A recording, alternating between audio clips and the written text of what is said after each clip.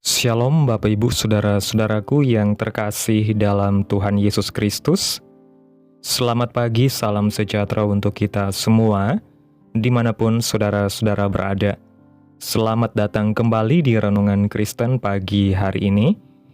Kiranya saudara semua dalam keadaan sehat selalu dan semoga damai dan sukacita oleh Roh Kudus melimpah di dalam hati dan kehidupan saudara semua.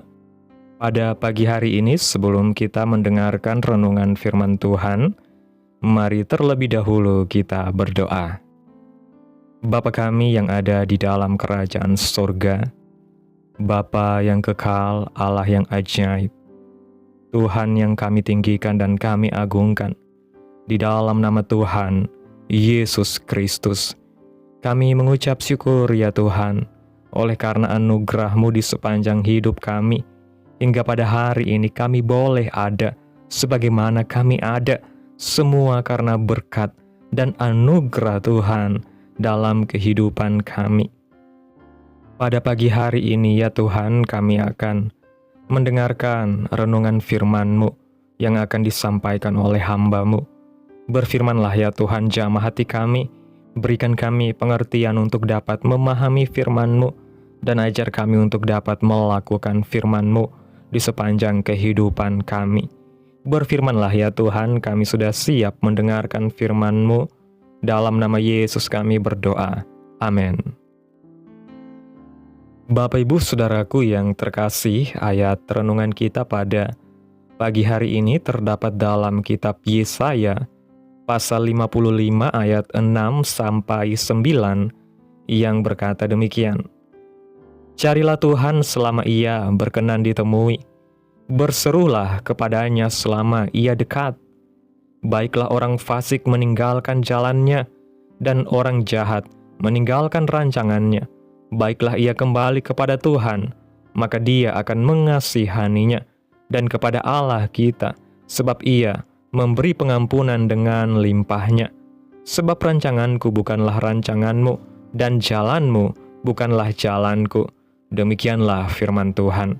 Seperti tingginya langit dari bumi, demikianlah tingginya jalanku dari jalanmu, dan rancanganku dari rancanganmu.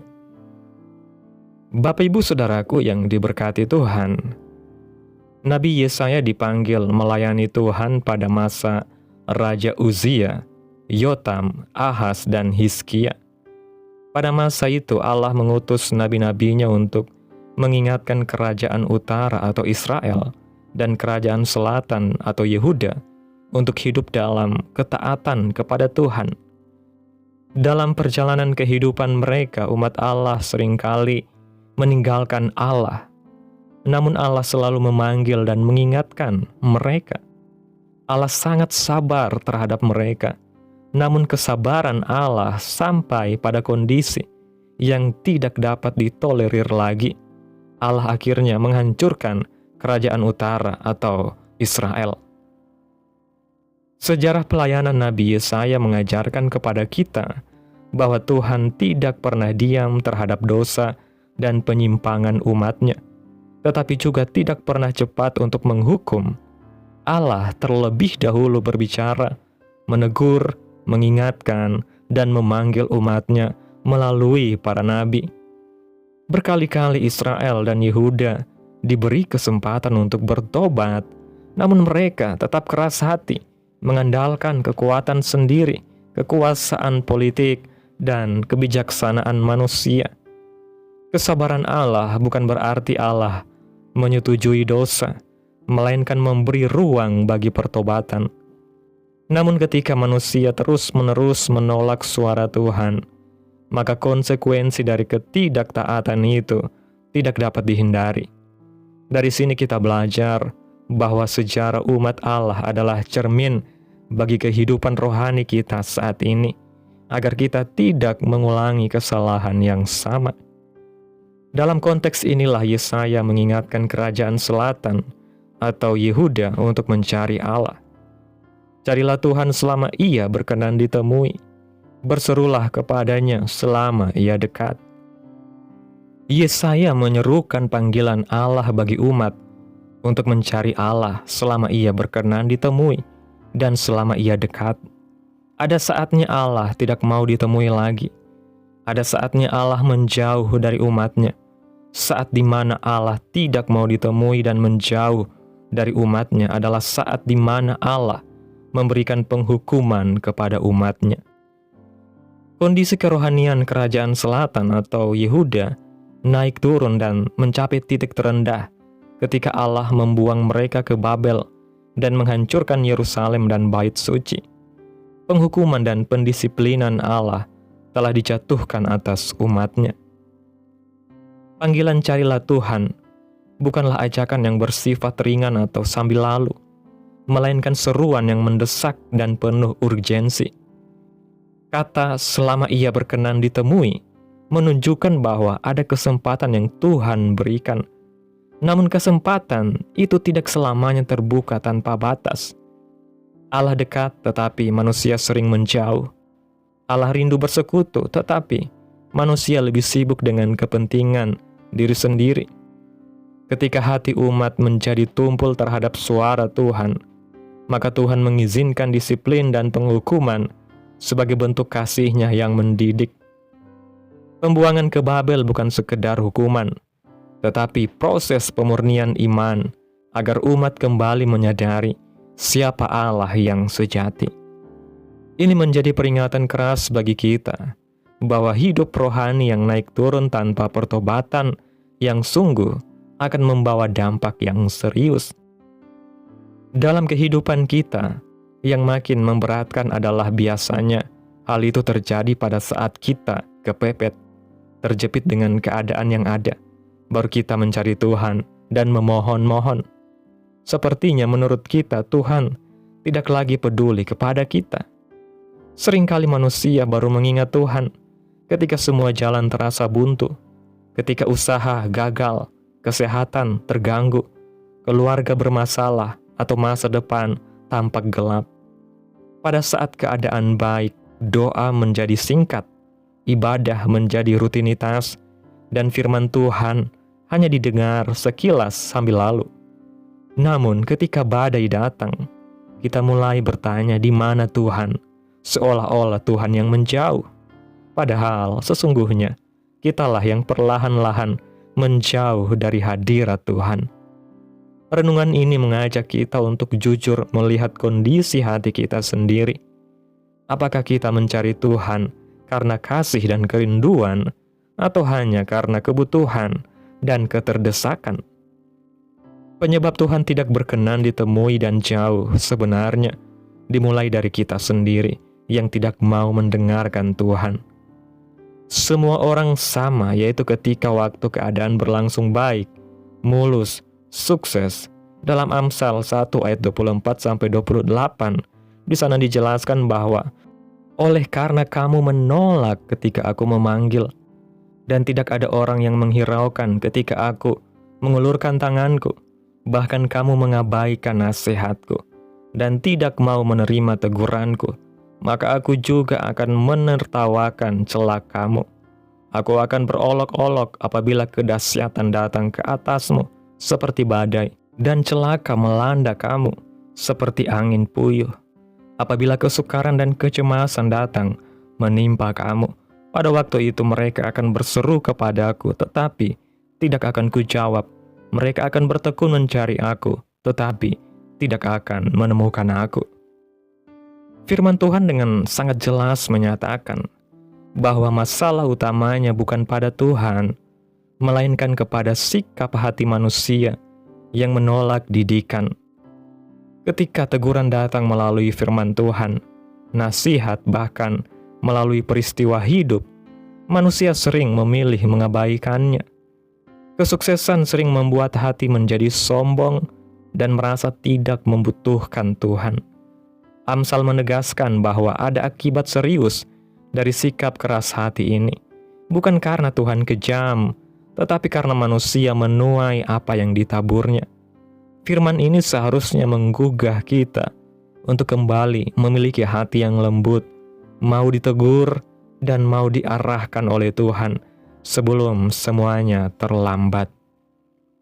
Pada waktu itu mereka akan berseru kepadaku, tetapi tidak akan kujawab. Ini yang firman Tuhan katakan.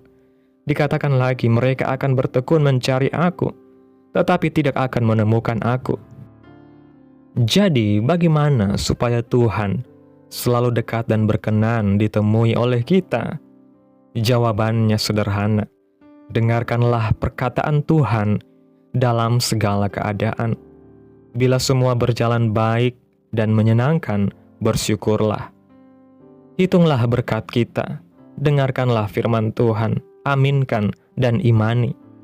Maka bila segala sesuatu berjalan tidak seperti yang kita harapkan, jelas sekali penyertaan Allah di dalam masa-masa sulit kita. Kedekatan dengan Tuhan bukan dibangun dalam satu malam, melainkan melalui hubungan yang konsisten setiap hari. Mendengarkan firman Tuhan berarti menjadikannya pedoman utama dalam setiap keputusan hidup, baik besar maupun kecil. Mengaminkan firman berarti mempercayainya sepenuh hati, dan mengimaninya berarti melakukannya dalam tindakan nyata. Saat kita setia dalam masa kelimpahan, kita akan kuat dalam masa kekurangan. Saat kita taat dalam masa terang, kita tidak akan goyah dalam masa kegelapan. Penyertaan Tuhan akan nyata bukan karena keadaan berubah, tetapi karena hati kita tetap melekat kepada Tuhan. Tidak sulit, tetapi perlu disiplin dan komitmen untuk mendengarkan dan taat kepada firman Tuhan. Karena firman Tuhan itu hikmat, menyebabkan kita membuat keputusan dengan tepat di segala musim kehidupan kita. Maka kita akan mengerti tentang kebenaran dan kejujuran, bahkan setiap jalan kehidupan kita. Disiplin rohani seringkali terdengar sederhana, tetapi pelaksanaannya membutuhkan komitmen yang sungguh. Membaca firman, berdoa, merenung, dan hidup dalam ketaatan bukanlah beban, melainkan sarana Tuhan membentuk karakter kita. Firman Tuhan memberi hikmat yang melampaui logika manusia, menuntun kita dalam memilih jalan yang benar, meskipun tidak populer atau tidak mudah. Ketika firman menjadi pondasi hidup kita, maka keputusan kita tidak digerakkan oleh emosi sesaat, melainkan oleh kebenaran yang kekal. Dari sinilah lahir hidup yang jujur, benar, dan berkenan di hadapan Tuhan. Mazmur 9 ayat 11 mengatakan, "Orang yang mengenal namamu percaya kepadamu, sebab tidak kau tinggalkan orang yang mencari Engkau, ya Tuhan." Janji Tuhan dalam Mazmur ini memberikan penghiburan dan kepastian yang luar biasa bagi setiap orang percaya. Tuhan tidak pernah meninggalkan orang yang sungguh-sungguh mencari Dia. Mungkin jawaban doa tidak selalu datang secepat yang kita inginkan, dan jalan Tuhan tidak selalu mudah dipahami, tetapi kesetiaannya tidak pernah berubah. Mengenal nama Tuhan berarti mengenal karakternya, kesetiaannya, dan kasih-Nya yang kekal. Ketika kita terus mencari Tuhan dengan hati yang tulus, kita akan mengalami bahwa Dia selalu setia menyertai langkah-langkah kehidupan kita. Bapak Ibu Saudaraku yang diberkati Tuhan, melalui renungan pada pagi hari ini mengingatkan kita bahwa kesempatan untuk mencari Tuhan adalah anugerah yang tidak boleh disia-siakan. Tuhan rindu kita mencari Dia bukan hanya saat terjepit, tetapi dalam setiap musim kehidupan. Jalan dan rancangan Tuhan jauh lebih tinggi dari pemikiran manusia, namun selalu bertujuan membawa kita kepada keselamatan, pemulihan, dan pertumbuhan iman. Oleh karena itu, marilah kita memiliki hati yang mau mendengar, taat, dan setia mencari Tuhan setiap hari. Karena Tuhan tidak pernah meninggalkan orang yang sungguh-sungguh mencari Tuhan. Amin. Tuhan Yesus memberkati. Demikianlah renungan firman Tuhan pada pagi hari ini. Biarlah menjadi berkat bagi saudara yang sudah mendengarkan, dan dapat kita lakukan dalam setiap kehidupan kita. Pada hari ini sebelum kita memulai segala aktivitas kita di hari ini, mari kita berdoa. Bapa kami yang ada di dalam kerajaan surga, Engkau Allah yang kekal dan ajaib, Bapa yang kudus dan mulia. Di dalam nama Tuhan Yesus Kristus kami bersyukur atas pertolongan-Mu, penyertaan-Mu, serta atas berkat-Mu dalam kehidupan kami. Kami berbahagia dan bersyukur atas kebaikan Tuhan di dalam setiap kehidupan kami. Tak berkesudahan kasih setia Tuhan, tak habis-habisnya rahmat-Mu, selalu baru tiap pagi. Besar kesetiaan-Mu Tuhan dalam hidup kami. Terima kasih Tuhan buat firman-Mu. Pada hari ini kami bersyukur untuk firman-Mu yang mengingatkan dan menegur kami hari ini. Ampuni kami bila selama ini kami hanya mencari Engkau saat kami berada di dalam kesulitan. Lembutkan hati kami agar senantiasa rindu mendengar suara-Mu dan taat melakukan firman-Mu dalam setiap keadaan. Ajarlah kami untuk percaya bahwa jalan dan rancangan-Mu selalu lebih tinggi dan terbaik bagi hidup kami. Biarlah hidup kami menjadi kesaksian yang memuliakan nama Tuhan. Terima kasih Tuhan buat firman-Mu yang begitu indah. Biarlah firman-Mu ini boleh tertanam dalam hati kami, berakar, bertumbuh dan berbuah dalam kehidupan kami. Dan biarlah firman-Mu terus menyegarkan jiwa kami, menghidupkan hati yang lemah dan lesu, dan membangkitkan harapan dan kasih. Berkati umat-Mu yang sudah mendengarkan firman-Mu hari ini, berkati di setiap saat, tempat, dan kondisi hidup mereka, agar senantiasa selalu merindukan dan membutuhkan firman-Mu sebagai pelita kebenaran yang memerdekakan dan penghiburan yang menguatkan. Ajarilah kami bahasa firman-Mu dan bimbinglah kami untuk selalu hidup sesuai kehendak-Mu, agar kami selalu dekat kepadamu. Terima kasih ya Tuhan Yesus yang baik buat kesempatan hidup yang masih Engkau berikan. Kami mau pakai untuk hormat dan kemuliaan nama Tuhan. Segala pergumulan dan persoalan hidup kami hanya serahkan di dalam tangan Tuhan. Engkau yang akan menyelesaikannya bagi kami. Kami hanya berharap kepadamu. Hamba berdoa ya Tuhan buat umat-umat-Mu yang sudah mendengarkan renungan firman Tuhan pada hari ini, yang saat ini sedang mengalami sakit, penyakit, pergumulan masalah, kebutuhan ekonomi. Kiranya Tuhan jamah kehidupan umat-umat-Mu saat ini ya Tuhan.